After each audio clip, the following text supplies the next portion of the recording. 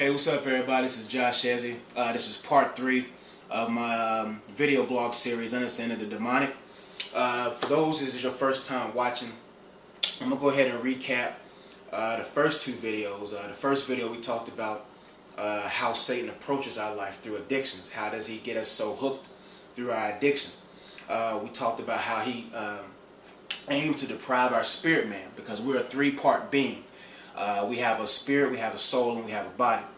And Satan's ultimate agenda, or his main plan, is to deprive our spirit man, to take away our God consciousness, and facilitate the appetites of our flesh to gain access to our will and our emotions and our minds and our heart that's within our soulish realm.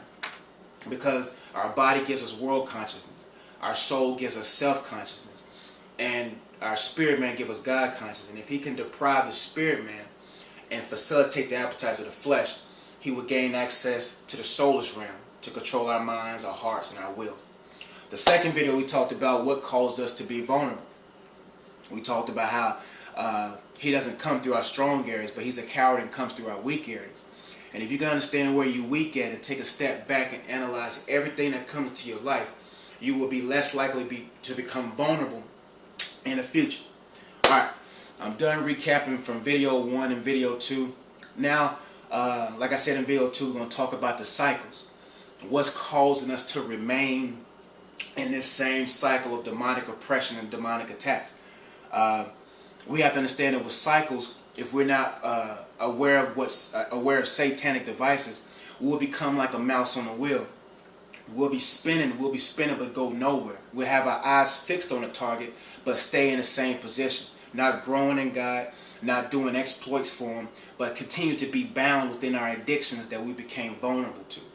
So the first cycle that we're going to talk about today is unforgiveness. We all have been in a position to welcome in this spirit in our lives, because we in some point of our life have become offended. At some point in our life, someone has caused us some type of displeasure. Someone has came and did something to our lives that has opened a door for us not to forgive them. And unforgiveness is probably one of the top things that can get you off track with God and to lead you into a path to eternal damnation. And today I'm going to get into the scriptures to give a better understanding, to give a better revelation on why we ought to forgive and what's keeping us from forgiving. Excuse me. So let's get started with it. First off, every unforgiveness starts with an offense. An offense is an illegal action. It's a crime. It's a cause of displeasure and anger. That's what an offense is. So each and every one of us has been in a position where we have been offended. See, unforgiveness is the manifestation. It's the cycle. Now, the offense is the conceptual stage in which the manifestation was brought to pass. So if we don't understand, if we focus so much on why I'm unforgiving, we'll never deal with the conceptual stage of what caused us to start this process of unforgiveness. So let's talk about an offense. I'm pretty sure many of my viewers or the people that's watching now, some of us have been molested. Some of us have been sexually abused, church abused by people in the church. We have been in position where Satan has caused someone or something to offend us. See, the satanic can't get into your life without first an open door. That's why the conceptual stage bounces on us all the time. That's why it's almost as if, like in society and on television, the world pushes us to retaliate to offense. See how Satan has done in the media, how now half our culture and half a lot of people are so, I have to defend myself. Anytime someone offends me, I have to retaliate. That's what opens the doors for unforgiveness. Because the deception is that Satan likes to put in our minds is that we have a right to be offended. Uncle so-and-so molested me. My mom and dad forsaken me. All these people done so much in my life. I have a right to be offended. That's the deception that Satan is causing us to be bound by having into our minds thinking that I have a right to be offended. I have a right to defend myself. I have a right not to be forgiving towards this person because look what they did to me. See, the Bible says what Satan meant for evil, God will always turn it around for his good. So if we get so caught up on the person that's offending us. If we get so caught up on that, then we'll open the door for unforgiveness. See, after unforgiveness, because when you offended, when someone comes to your life, immediately something heightens your emotion.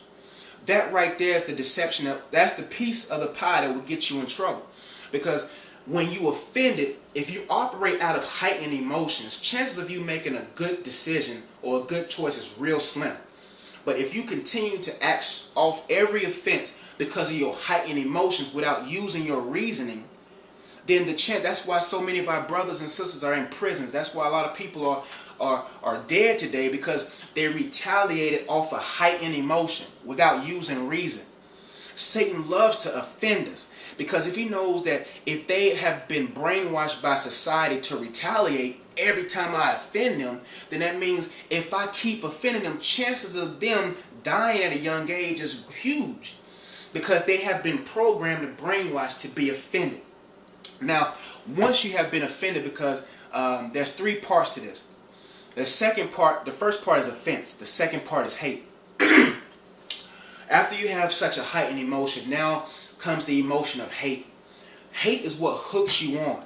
Hate is what hooks you on to casting something on a person. Now you hate that individual. Hate is a strong dislike for. That means you strongly dislike that person. You strongly dislike them, which now opens the door for the third part, unforgiveness. Let me make this plain. Everyone knows that, I'm going to give a fish analogy, okay? A fish in water is his habitat. That's where he survives. A fish, when he's in water, that's his place of habitat. That's where he's safe. A fish knows that everything in his environment either is dangerous or is not dangerous for him, but from his instincts, he will cope with his environment. Now, the fish is swimming, and one day, a fisherman comes. A fisherman is not even a part of his environment comes. All of a sudden, the fisherman puts a bait on the hook and he drops it into the fish's environment. So you can almost imagine the fish, he's swimming, and all of a sudden something that looks so familiar to his habitat comes into his environment. Now the fish now has a choice. He can either go by instinct, or he can go by what has been taught through other people. So the fish swims over there, he looks at the bait. The bait is what drew him to the hook.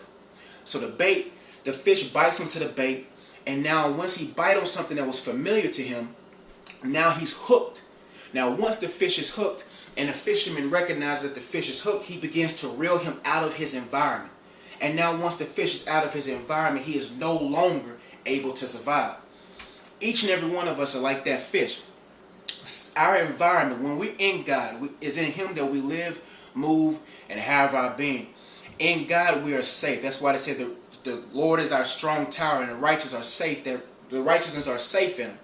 And if we get in our environment and we desire to be out of it, that's when Satan comes as a fisherman. And he puts something on top of a hook that's familiar to our environment. That's why I said when you offended, you feel like you have a right to.